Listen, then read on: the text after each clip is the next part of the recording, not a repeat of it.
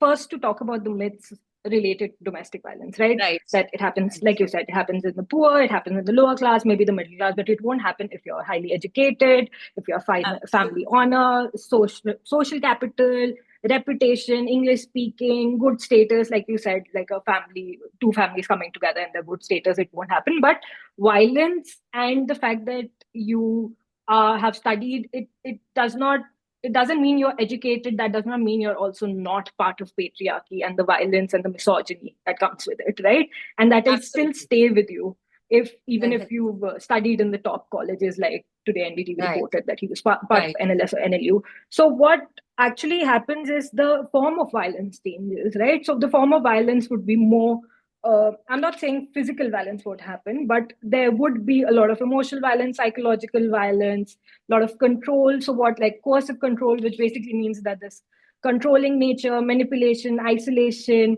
a lot of violence that increases and isolates the victim, right? And in this Okay. situation, what happens is the intersectionality of caste and class Mm-hmm. leads to, in an honor society, caste society, what's actually Mm-hmm. happening is that you don't want to leave that caste system and the family, right? So I'll go back to Okay. what caste patriarchy. So connecting between domestic violence and caste patriarchy, largely what my research uh, proposal is, and going ahead with it is like caste patriarchy. What it does, it's controlling upper caste women's sexuality, mobility, right, to sustaining Okay. caste purity. What is marriage? Marriage is, let's say, in an endogamous marriage, you are marrying into it and the control increases. So what happens is when you try to seek help, you're saying, if I break the family, I therefore break.